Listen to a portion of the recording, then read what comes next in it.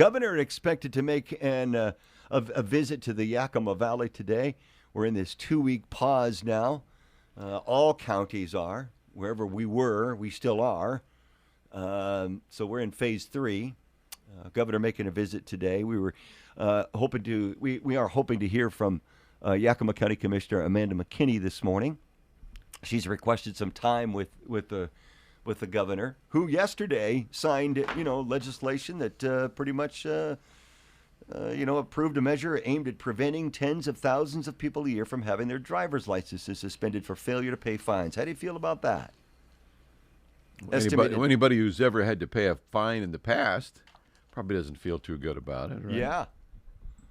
So what do? You don't pay your fine. Oh, we'd want to punish you because you're poor.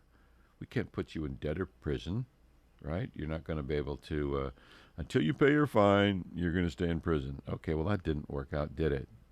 How am I supposed to get money if I'm in prison?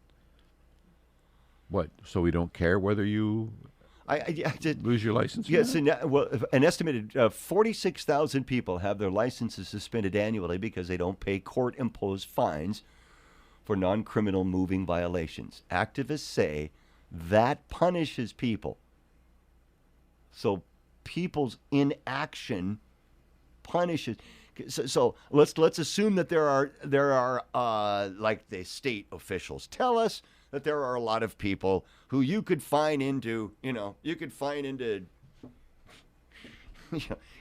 them until they're like 90 years and they're still not going to pay. They don't have the money. So, but they need a job. They need to get kids to school. On and on, right? So that activists say that punishes people for being poor, and it makes it harder for them to get to work, take care of family members, or get kids to school, stuff like that. The bill signed by Inslee on Monday eliminates failure to pay fines as a reason for license suspension. There are other reasons you can't get your license suspended. If you fail to appear in court, let's say. But failure to pay fines as a reason for license suspension has been suspended. I guess are no longer a problem. All right, 7:20. Some of the things the governor did yesterday in town today, and Miss Amanda McKinney, our Yakima County Commissioner, on the phone with us this morning. Good morning, Amanda. Good morning, gentlemen. How are you today? Good, Amanda. Thanks for joining us. Appreciate it. Yeah. I assume you're invited to this one. Other meetings, maybe some people weren't.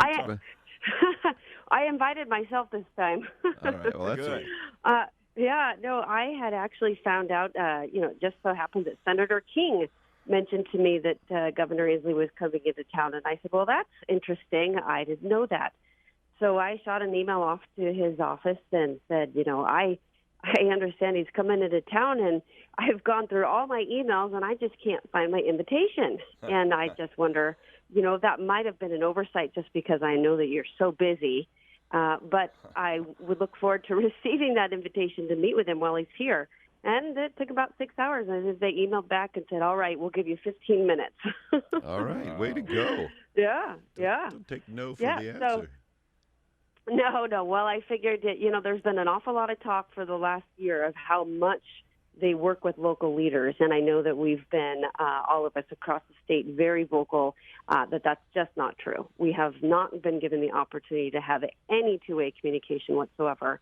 And it's time to answer some tough questions. So he's going to be coming to the courthouse. He's going to be meeting me from 4 to 4:15, and Mayor Byers will be joining me. And I'm going to let him know what we think needs to happen here in Yakima County and across the state, which is local leadership. We've got this figured out. Our numbers, I'm sure you guys have seen, the numbers continue to plummet. And that's not just from vaccinations only. That's from natural herd immunity. We've had this thing for a year now, and it's time, I expect, to end the emergency order and let people make the decisions that work best for them. Most definitely. So what is your expected response from the governor? I've never met him before, so I have no idea what he's going to say. Yeah. Wow. What do you want? I mean, you want to say you're going to tell the governor, hey, we want to make our own decisions here about the restrictions, right? Absolutely. Well, I'm going to let him know that I expect that not just in Yakima County, but across the state, people are going to make that decision whether he removes the emergency order or not. That's not a direct threat. That is the absolute fact. People all over the state, and I hate to say it, but it took the West Side being put back into the dark ages a bit for them to wake up too. Yeah. And now all of a sudden we've got Democrats who are saying, "Oh, this isn't fair. We need to be, we need to be able to do what we can make good choices. We can decide things for ourselves." It's a terrible thing that it took them this long. And tell me that wasn't political all along. This wasn't about public health decisions all along. I think my favorite quote from his last press conference, he said that COVID was a slippery little creature who's unpredictable. And I got a good chuckle out of that because I thought, well, that's the way I describe you.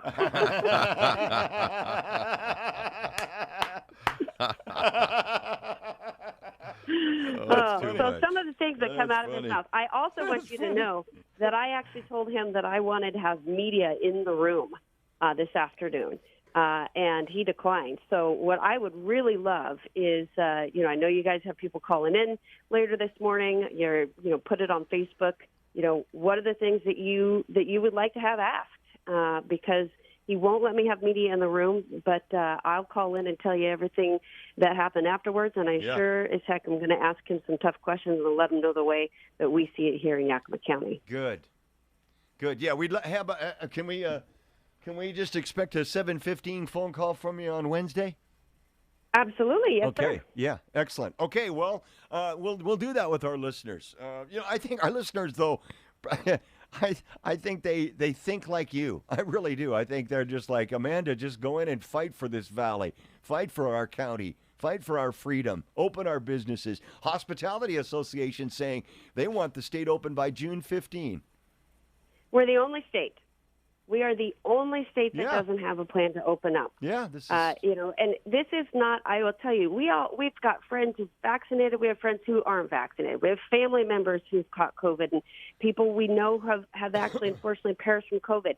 It's the real deal, but we have a vaccine readily available that protects the people who want that protection. It has to, at this time, become a free choice. You can't save people from what they don't want to be saved from. Yep. Or people have already had it, or they don't fear COVID, which is all okay. It's personal choice. So at this point, we're a state that's the only one. I think the Washington Hospitality Association even put a graph out there, and it shows the state's green except for Washington is red. Boy, I thought we were pretty green, actually, when I think about it. But apparently when COVID, we're just red. So it's time. It's time to be finished. And I think he knows it. I think the writing is on the wall. Yeah. And, he doesn't get hard questions that I could say. I listen to his press conferences, and they ask him tough. No, there's no tough questions. They ask him, hey, how many people need to get vaccinated until we can open up? And he says, well, what? Every one person puts us closer to that goal. Oh, thanks for answering my question. No. Yeah, good stuff. You've been so good at answering questions according to science and data. Where's the science and data? Come on. Bingo. Exactly.